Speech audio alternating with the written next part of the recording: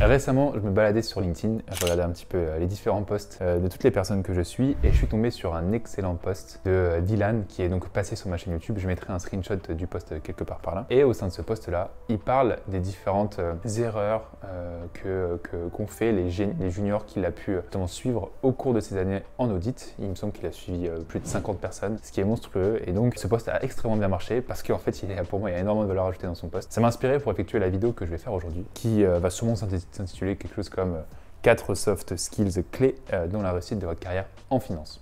Donc, je les ai un peu combinés en réfléchissant justement aux différentes personnes que j'ai pu voir, que ce soit quand j'étais stagiaire, mais que j'ai pu voir réussir vraiment dans leur métier. Certaines personnes, quand j'étais en M&A, qui ont jumpé, donc qui sont passées d'une classe, par exemple, d'analyste à associate à VP, mais qui n'ont pas forcément fait analyse 1, 2, 3, etc. Bref. Et ces personnes-là avaient certaines compétences communes, parce que j'en ai vu plusieurs personnes faire ça. Et également, tout simplement, moi, quand j'étais analyste en M&A ou même actuellement, quand il y a différents stagiaires, différents alternants qu'on voit, on peut directement identifier certaines erreurs et au contraire, identifier certains points où les personnes sont très fortes. Croyez-moi, ça joue beaucoup justement dans la construction d'une relation de confiance, d'une relation saine pour pouvoir bien travailler et être productif. Et avant de vous citer ces 4 compétences-là, je tiens juste à dire que j'ai récemment sorti sur mon site internet un onglet entre guillemets mentoring dans lequel justement j'aide les personnes de la construction de leur CV jusqu'à l'obtention d'un stage.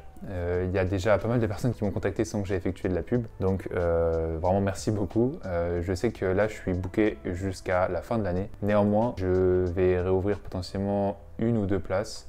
Il y a déjà 2 places qui sont prises, mais je prends au maximum 4 personnes pour le début de l'année prochaine. Donc si cela vous intéresse, je mettrai tout en description de cette vidéo. Mais n'hésitez pas à m'envoyer un email et je serai ravi de répondre à toutes vos questions. Le premier soft skill que j'ai pu voir, donc déjà, soft skill c'est quoi? C'est une compétence qui n'est pas forcément technique, une compétence qui est plus dans le relationnel, disons en quelque sorte. Le premier que j'ai pu voir, c'est la communication. Pour moi, c'est vraiment super important de savoir communiquer. Donc par communiquer, c'est pas juste parler avec ses collègues. Alors il y a de ça, mais c'est également en fait tenir au courant en fait de ses collègues de l'avancée de ces différentes missions. Par exemple, si on vous staffe sur une mission qui est la rentre dans 2 semaines, c'est de faire un point, par exemple un point hebdomadaire, 2 points hebdomadaires pour dire un petit peu ok j'en suis là, même si c'est que 5 minutes, même si c'est à la machine à café, peu importe. C'est juste de tenir un peu au courant les gens. La communication, c'est aussi, pour peu que vous ayez la moindre question, il faut absolument la poser. Je sais que c'est quelque chose qui est répété. Il me semble que Dylan en parle dans son post aussi, mais il ne faut pas hésiter à poser des questions. Il n'y a pas de questions bêtes et c'est comme ça que ça va vous faire avancer. Pareil, quand on vous dit quelque chose et que vous ne savez pas, il ne faut pas avoir honte de dire je ne sais pas.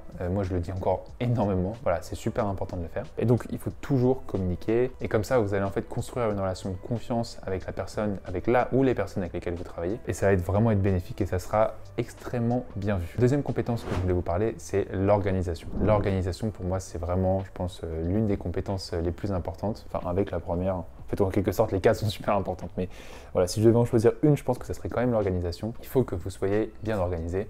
Et là, ça passe vraiment par la base de base, déjà votre bureau. Mon conseil, c'est il faut que votre bureau soit bien organisé. Pourquoi? Déjà, ça va, les personnes qui vont passer à côté de vous, pour peu qu'elles voient que c'est complètement le bazar sur votre bureau, elles vont se dire, ok, ce gars, il est un peu brouillon, il n'est pas très bien organisé. Donc, mon conseil, c'est essayer d'avoir toujours un bureau qui est propre. Bon, ça, c'est une petite parenthèse. L'organisation, ça passe par vraiment l'élaboration pratiquement quotidienne d'une to-do list, donc des missions que vous devez faire dans la journée ou dans la semaine ou dans le mois. Et il faut savoir prioriser vos différentes missions. L'organisation, ça passe aussi par quand quelqu'un vient vous parler d'un sujet, quand quelqu'un va vous staffer, allez-y systématiquement avec un carnet et un stylo et prenez des notes. Ça, c'est super important. Lorsque vous effectuez un call avec quelqu'un, prenez systématiquement des notes. Même si vous n'êtes pas forcément la personne qui a initié le call, croyez-moi, pour peu que ce soit votre supérieur, vous prenez des notes parce que déjà, il y a des chances qu'ils vous demandent qu'est-ce que tu en as retiré, est-ce que tu peux me faire un petit compte rendu parce que j'étais sur autre chose. Et aussi, pour vous, voilà, c'est important que comme ça, au moins, ça va un peu rentrer dans votre cerveau les différentes choses qui auront été mentionnées lors du call. Il faut vraiment être organisé et croyez-moi, ça va vous faire gagner énormément de temps. Et encore une fois, ça sera beaucoup apprécié par les personnes avec lesquelles vous travaillez. La troisième compétence pour moi, c'est une compétence qui est pour le coup, je pense, l'organisation de la communication, c'est également beaucoup de travail, hein, mais pour moi, celle-ci, c'est qui est entre guillemets la plus compliquée, c'est la résilience et l'endurance. En fait, il y a des moments où, même dans les métiers qui sont entre guillemets les plus sexy, hein, que ce soit du private equity, du M&A, il y a des moments où vous serez fatigué, il y a des moments où vous allez effectuer des missions qui, selon vous, a très peu de valeur ajoutée, des missions qui sont chiantes, que vous n'avez pas envie de faire. Et c'est dans ces moments-là qu'il faut que vous fassiez la différence et qu'il faut que vous continuiez à avoir le même niveau d'exigence envers vous-même. Et donc il faut que vous soyez résilient et il faut que vous soyez endurant dans ces moments-là parce que vous pouvez vite être essoufflé et vite vouloir bâcler justement les différentes tâches qui sont pas très intéressantes. Et c'est là où les personnes vous attendent un peu au tournant et c'est là où vous allez encore une fois faire la différence avec les autres personnes qui, elles, auront entre guillemets lâché l'affaire. Voilà, l'endurance, ça passe par le fait de faire des missions qui ne sont pas forcément super intéressantes, mais qui ont de la valeur ajoutée pour la boîte et les faire sans non plus les bâcler. Ça passe également dans les moments où vous allez voir les métiers de la finance, globalement, sont des métiers qui sont très cycliques. Donc dans les moments où vous serez en haut de la vague, vous serez vraiment prêt à délivrer, vous serez motivé, vous aurez énormément d'énergie. Au contraire, dans les moments où ce sera un peu plus creux de la vague, là, vous pourrez partir plus tôt, profiter de vos amis, etc. Alors bon, même dans les moments en haut de la vague, vous pourrez profiter de vos amis, mais je veux dire que voilà, il faut savoir que quand on travaille en finance, globalement dans n'importe quel métier en finance, ce sont des métiers qui sont un peu traîtres à cause de ça, parce qu'on change beaucoup. C'est comme quand vous faites de la course à pied, je peux prendre un exemple à fin, c'est un peu un marathon en fractionné en fait, la finance, où vous allez systématiquement parfois trottiner, mais parfois sprinter. Et donc il faut savoir que c'est pas très facile, mais au fur et à mesure que vous allez aller dans le rythme, adopter le rythme, ça va être beaucoup plus simple et il faut l'avoir en tête.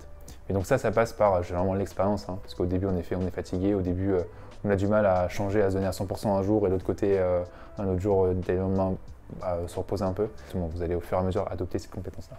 Et la quatrième et dernière compétence dont je voulais vous parler, c'est être force de proposition. Alors en fait là j'aurais pu en citer vraiment je pense une dizaine, mais là j'ai cité en fait celle qui m'a permis de me démarquer le plus par rapport aux différentes personnes avec lesquelles j'ai pu travailler, qui m'a permis vraiment d'obtenir mon CDI en M&A pratiquement 9 mois avant de commencer, qui m'a permis ensuite de rebondir après mon expérience en M&A en corpo. C'est parce que j'ai systématiquement été force de proposition. Et donc en fait quand on me staffait sur une mission, je prenais à cœur, je m'investissais énormément dessus. Avant de recevoir les markups, j'essayais justement de me relire un maximum. Enfin bref, en gros, c'est vraiment quand la personne ne s'attend pas, lui apporter une valeur ajoutée qui va lui faire gagner beaucoup de temps ou qui va lui faire gagner autre chose. Et donc ça, c'est vraiment top parce que justement, elle va vous voir pas comme une simple ressource pour subvenir à ses besoins, entre guillemets.